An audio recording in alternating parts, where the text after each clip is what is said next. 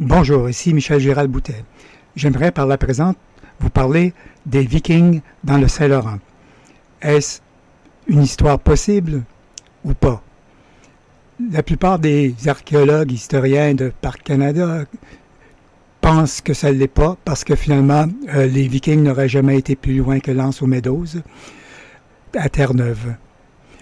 Mais si on creuse un peu plus, avec un peu plus de recherche, on finit par découvrir que, effectivement, les Vikings étaient bel et bien présents dans toute la vallée du Saint-Laurent, et ça depuis des lustres.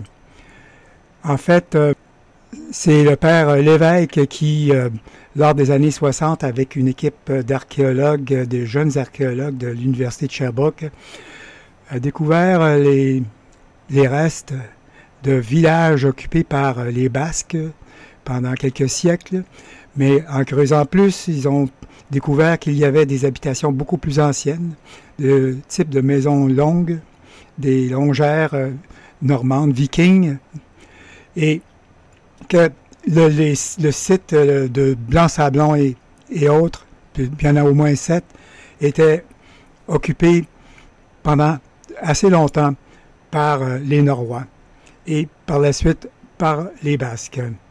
Donc, si vous voulez en savoir plus, il y a quelques articles en ligne que vous pouvez avoir qui sont de Gérard Leduc sur les cantons de l'Est, surtout de la région de Memphremagog, Mansonville, du mont Pinacle à Frélesburg et puis de Saint-Armand en Estrie. Selon M. Leduc, les Vikings auraient pénétré la région possiblement un petit peu avant l'abandon de la colonie norroise qui était au Groenland.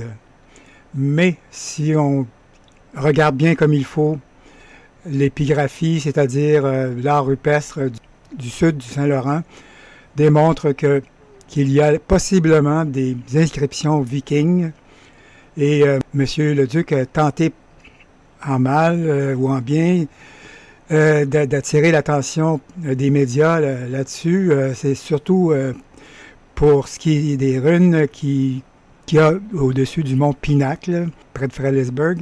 Et aux grandes dames de M. Leduc, ils n'ont rien trouvé finalement à dire que finalement, bon, ce sont des trucs faits par des jeunes pour s'amuser, des graffitis par des amateurs de vikings, et point c'est tout. Donc rien à voir ici, il n'y a rien d'intéressant là. Mais par contre, si on se met à fouiller un peu plus, il y a tout le long de ces rivières qui sont des tributaires du Saint-Laurent, du côté sud, comme la Richelieu, par exemple Yamaska, la rivière Saint-François. On retrouve des inscriptions assez étranges, bizarres, longtemps attribuées à toutes sortes de peuples anciens. Mais si on regarde un petit peu plus sérieusement, on se rend compte que, effectivement, ce sont des runes vikings, entre autres à Mansonville, à Perkins, il y a des panneaux. Finalement, il y en a un où on a une espèce de pierre plate, une grande roche qui aurait pu être un genre de menhir sur lequel il y a des runes. Effectivement, ça se lit très bien comme des runes et rien d'autre. Il y en a une autre qui est dans le champ. C'est un grand panne de pierre qui effleure le sol, sur lequel est inscrit toutes sortes de signes un peu abstraits, et puis aussi quelques runes en plus. Nous savons que les Amérindiens n'écrivaient pas, donc ils n'avaient pas d'alphabet en tant que tel. Alors, ce qui fait dire à M. Leduc qu'il n'y a pas de lien possible entre l'art rupestre amérindien et puis finalement des inscriptions laissées par des explorateurs venus de l'autre côté de l'océan, donc de l'Europe. Et selon la thèse d'Yvon H. Couture, lui, il a publié 2 livres sur le sujet. Un, c'est Les Vikings sur le dos de la Grande Tortue, et puis l'autre, Les Vikings au Canada. explique très bien en détail sur ce que a pu être finalement les explorations et la présence des Vikings en Amérique du Nord. Donc, selon M. Couture, il n'y a pas de doute que les Vikings étaient bel et bien présents. Donc, veut pas, Parc Canada a beau rouspéter tant qu'ils veulent, finalement, M. Couture explique bien que non, la Lance aux Meadows, ce n'est pas le Vinland. Le Vinland est beaucoup plus au sud. Et puis que le Vinland était une région beaucoup plus grande que suspectée ou qu'on pensait au début.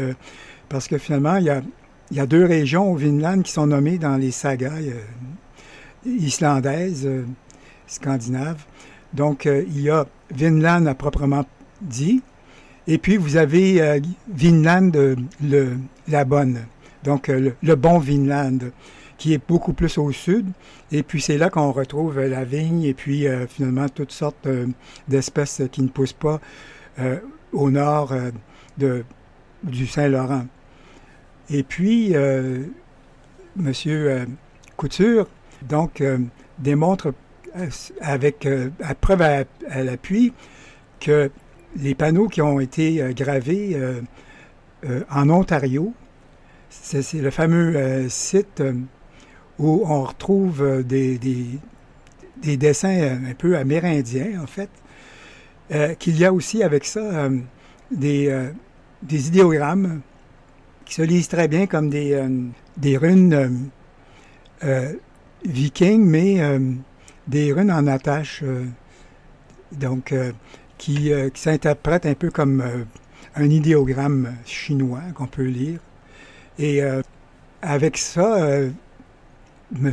Couture a découvert que le panneau de Peterborough, en fait, lui, il explique justement comment les Norrois ont remonté le Saint-Laurent jusqu'au Grand Lac, jusqu'à la région de Peterborough. Et puis, qu'ils ont cartographié leur passage tout le long.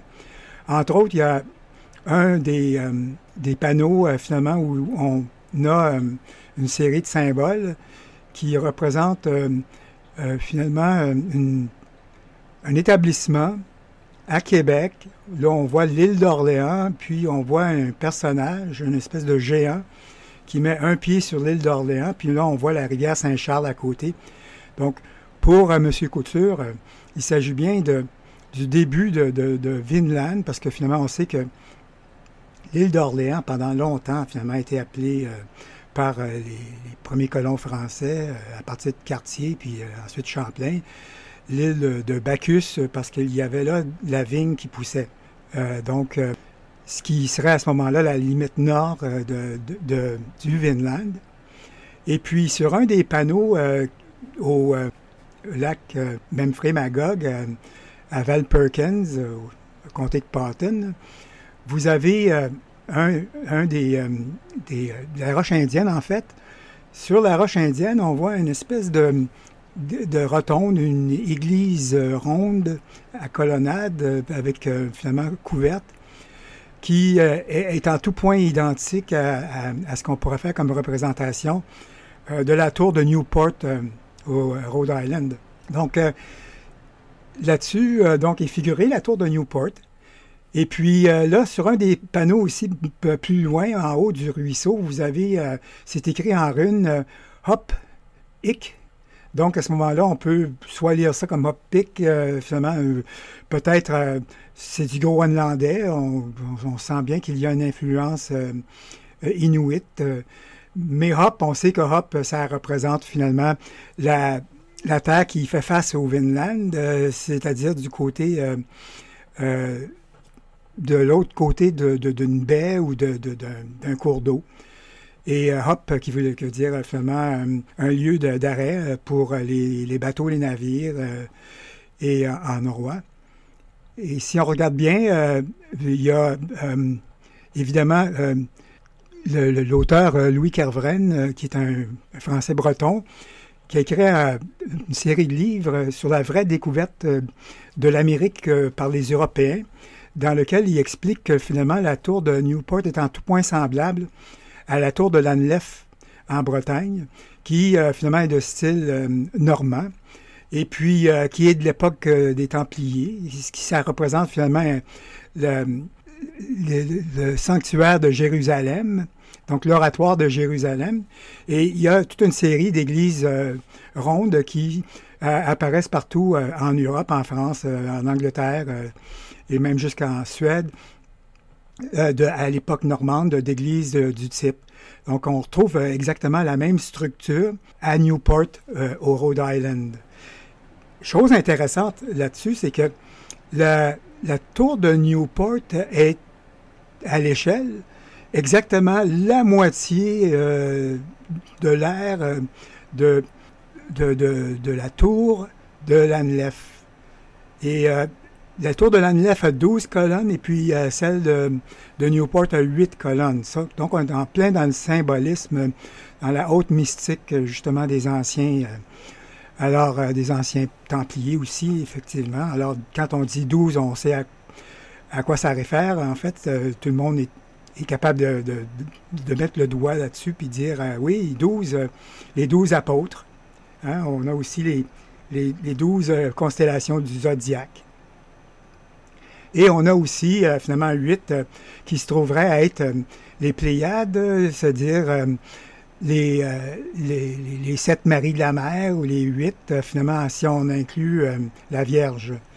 Donc, le symbolisme est parfait. Évidemment, ces sanctuaires, ces oratoires étaient ronds et puis la plupart du temps étaient dédiés à la Vierge Marie. Un peu comme, finalement, l'ambulatoire qu'il y avait à l'extérieur. Justement, c'est ce qu'on voit figurer sur la carte qui est gravée à Potton, c'est-à-dire la fameuse roche indienne.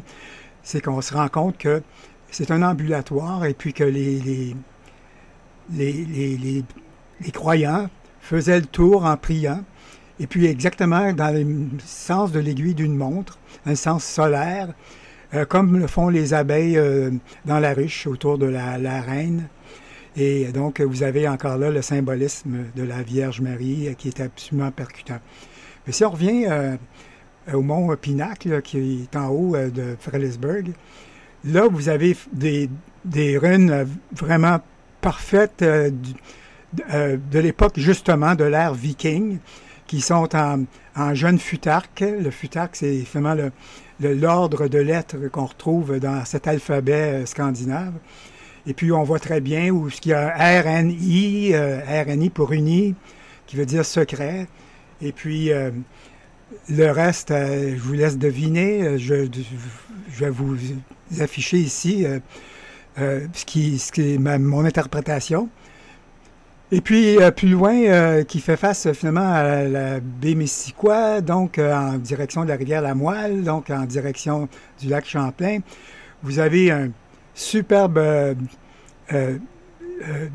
superbe capsule en dragon avec des runes donc encapsulées.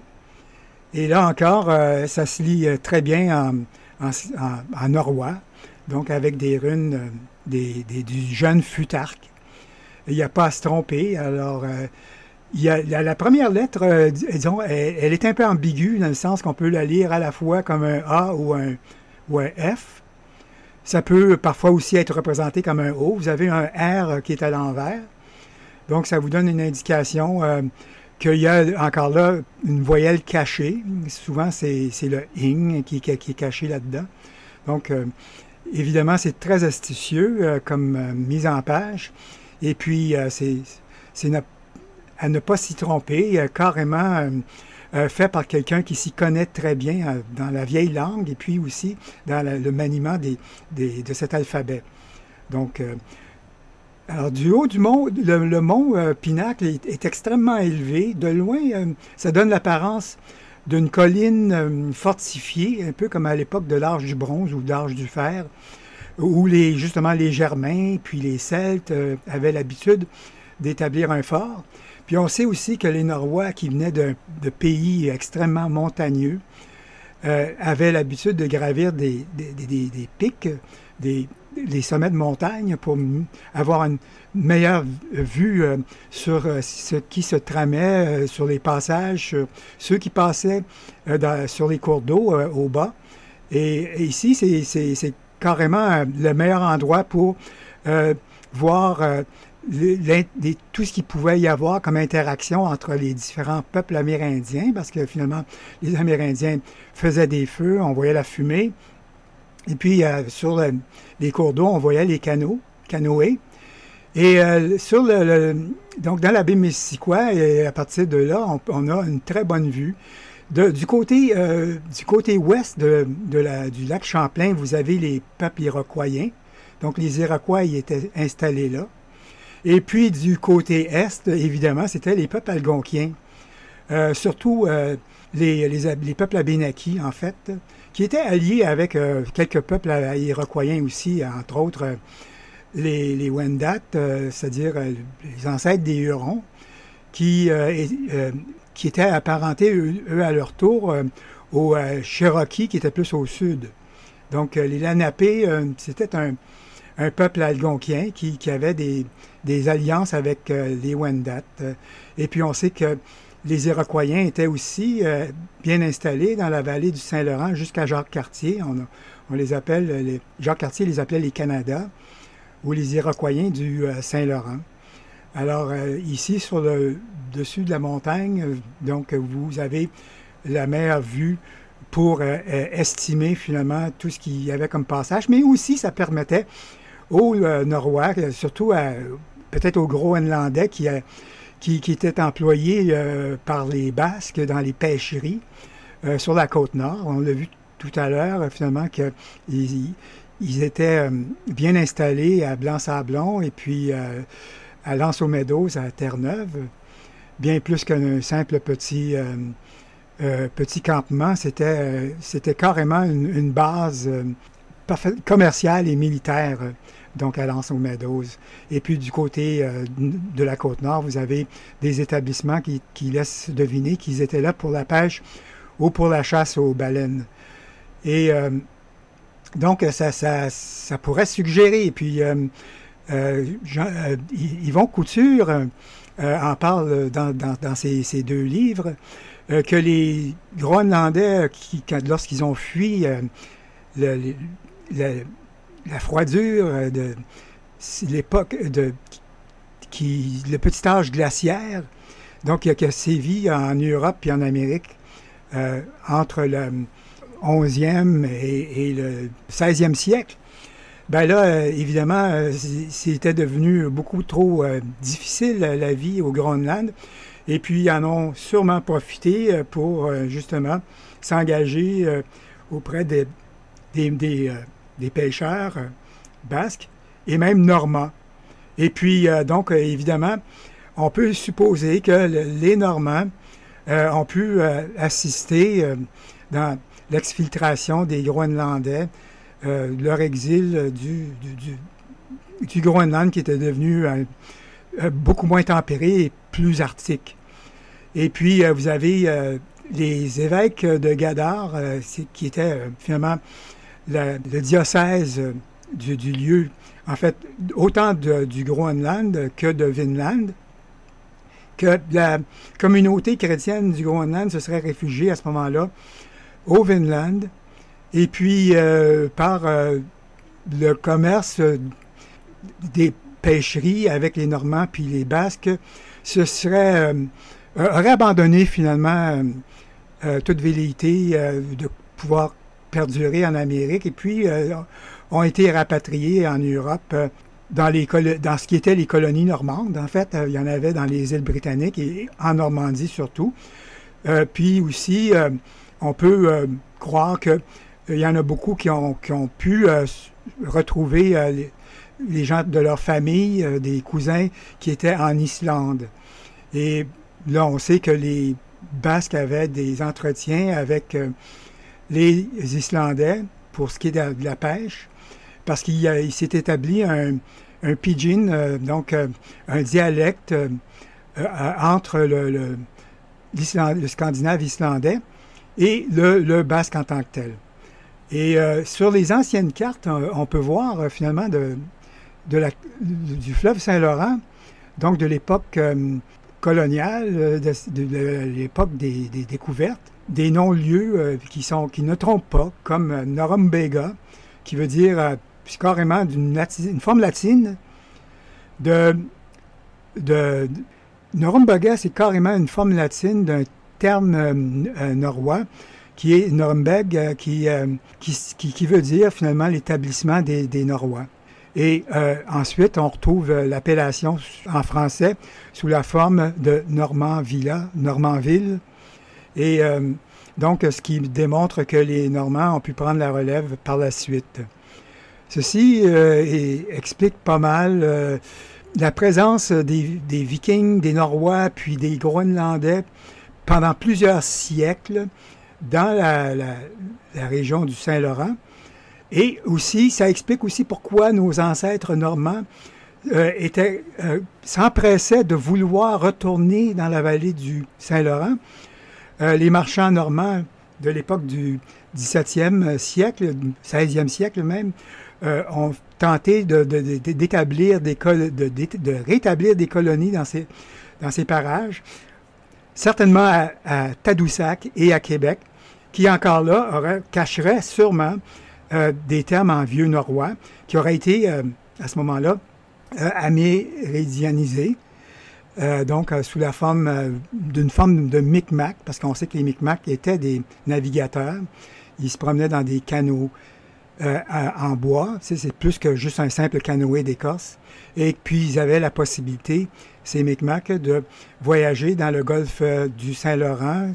On peut peut-être imaginer qu'ils ont appris l'art de la construction navale de ces Vikings, ce qui est une possibilité, donc à ne pas négliger. À ne pas négliger. Vas-y. OK. Tu vois, juste ici, là-bas, là, la tour qu'il y a là, ça, c'est Saint-Benoît-du-Lac. OK? Puis ça, c'est un monastère bénédictin. C'est là qu'ils font le fameux fromage Saint-Benoît-du-Lac. Puis, donc ici, c'est à peu près au milieu du lac, ici, comme Georgeville, puis Saint-Benoît de l'autre côté. C'est pas mal au milieu du lac. Puis le lac est très, très grand. Il part de Magog, puis il s'en va jusqu'à la frontière américaine. Hein. De l'autre côté, là, juste au bout du lac complètement, c'est Newport, dans l'État du Vermont. Mais ici, de l'autre côté, là, juste là, si tu regardes bien, là, c'est le mont Owl's Head. Puis ça, cette montagne-là, ici, là, elle est très, très haute. Il y a un centre de ski, là. Mais au pied de ça, c'est là qu'il y a les fameuses roches indiennes, ce qu'on appelle de Patton, les fameux pétroglyphes.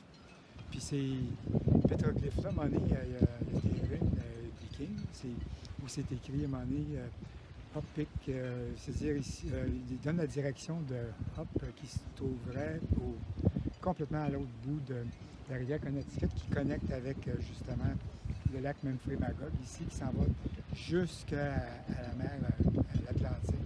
Puis tu as un autre fleuve qui, lui, part de la baie Missisquoi au lac Champlain, puis qui s'en va se jeter dans la Hudson, la rivière La Moelle. Et puis la rivière Hudson, elle s'en va jusqu'à New York. Puis ça, c'est des passages qui auraient pu être utilisés par les expatriés, ces Vikings. Puis aussi par les Groenlandais qui fuyaient l'espèce de refroidissement qu'il y avait à l'époque. Donc ici, ici tu as le mont, ça c'est le mont Owl's Head, tu sais, de Patton à Mansonville. Et puis, grosso modo, c'est pas mal ça. Est-ce qu'il y a des questions?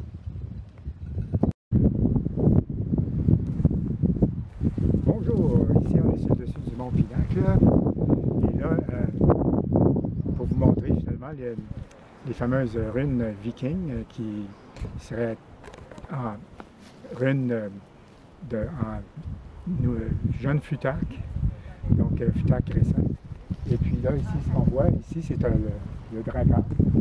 Puis ici, avec une embarcation indiquant sûrement le nombre de jours qui ont été voyagés à partir sûrement du fleuve Saint-Laurent. Et puis ici, si on regarde bien, on a l'inscription ici qui commence avec un AE, R inversé. Ici on a un K. Ensuite ici, en bas ici, on a une rime ici qui pourrait être un N. On a un autre K ici avec finalement encore soit un A, oui, un A, un I et un autre N, et puis finalement une rime qui peut être interprétée de différentes façons, comme NG et compagnie. Alors ici, donc, vous avez la tête du dragon, et puis le tout ici qui est représenté, qui indiquant finalement la baie Missisquoi au loin. Alors, du haut, ici, on a un bon repère de, en fait,